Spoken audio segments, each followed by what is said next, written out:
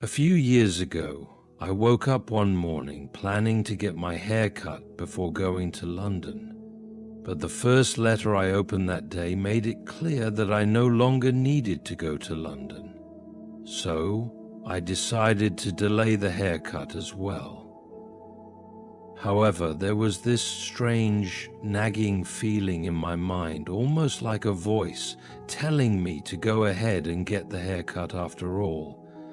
In the end, I couldn't ignore it any longer, so I went. At the time, my barber was a fellow Christian, a man going through many difficulties in life, and he was someone my brother and I had occasionally been able to help. The moment I walked into his shop, he said, "Oh, I was praying that you might come today." In fact, had I arrived a day or two later, I would not have been able to be of any help to him. This still amazes me.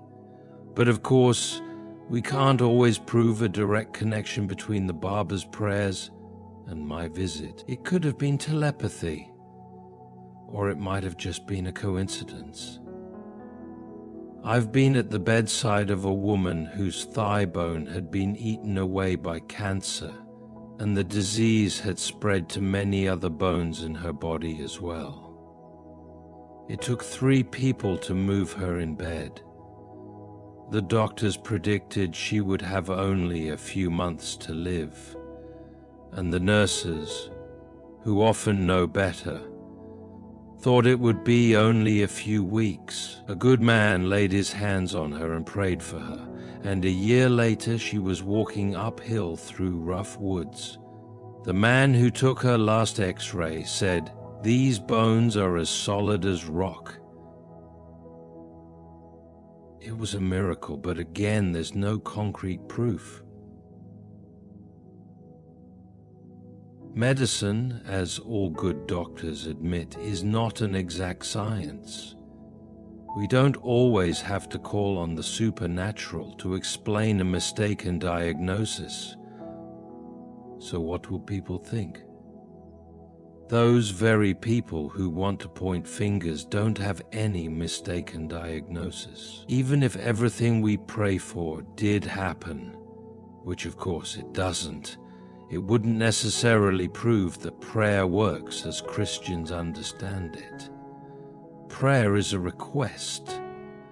The key thing about a request, as opposed to compulsion, is that it may or may not be granted.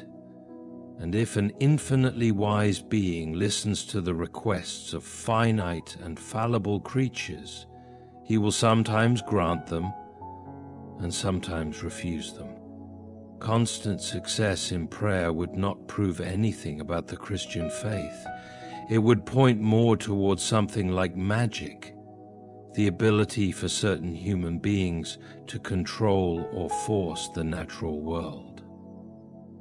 There are, of course, passages in the New Testament that seem to promise that our prayers will always be granted, but that can't be what they truly mean. In the very heart of the story, we find a glaring example to the contrary.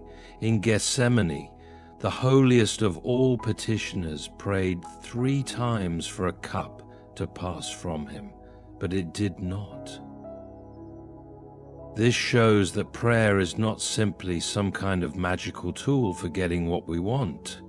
Some people have suggested that we could conduct an experiment to test the efficacy of prayer. For example, a team of people could agree to pray as hard as they can for 6 weeks for all the patients in one hospital, but not for those in another hospital. Afterward, we could compare the results to see if the prayed-for patients had better outcomes. The problem, however, is that I don't see how any real prayer could take place under these conditions. Words without thoughts never reach heaven, as Hamlet says. Simply saying prayers is not the same as praying.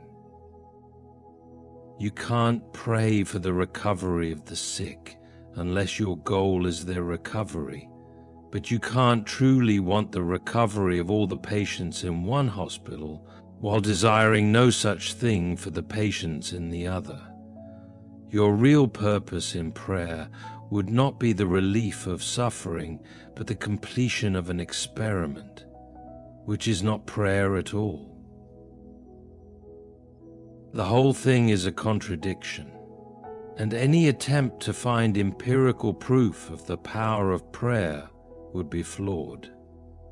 That said, this conclusion is not as discouraging as it might seem if we keep in mind that prayer is simply a request, and we make requests of others as well as of God. We ask for a raise, we ask a friend to take care of the cat while we're on vacation, or we ask someone to marry us. Sometimes we get what we ask for and sometimes we don't, but proving scientifically that there's a direct link between our asking and receiving is very difficult. Your neighbor may be a kind person who would never have let your cat starve, even if you hadn't asked. Your boss might give you a raise, not because you asked, but because he knows you could get better pay elsewhere and wants to keep you. The woman who agrees to marry you might have already decided to do so before you even proposed. You can't always prove a cause and effect relationship between the request and the result. This same uncertainty applies to our prayers to God. When we receive something in answer to prayer, it's difficult to know whether we would have received it anyway. However, there's a difference between scientific proof and personal assurance. Our assurance comes not from knowing about someone, but from knowing them personally. When someone gives us something we asked for, we trust that they did it because we asked, and we may be so familiar with them that we are certain of their motives. Similarly, our assurance that God hears our prayers and grants some of them is not based on scientific evidence.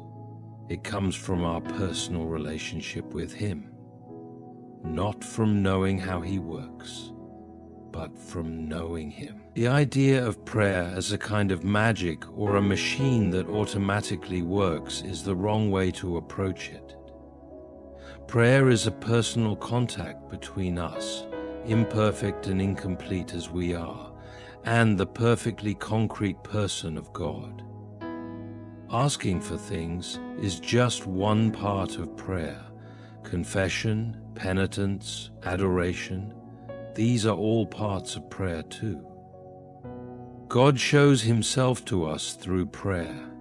The fact that He answers prayers is a side benefit, not necessarily the most important aspect of the experience. Though prayer is a request, it also raises a theoretical problem. Can we believe that God ever truly changes His actions based on what we ask for? After all, infinite wisdom doesn't need to be told what is best, and infinite goodness doesn't need to be urged to act. Yet God does not need any of the things that finite agents like people do. He could provide for us miraculously, without food, without the help of farmers or bakers, or without knowledge from learned men, but instead He allows us to cooperate in His will. Prayer is not simply about asking for things.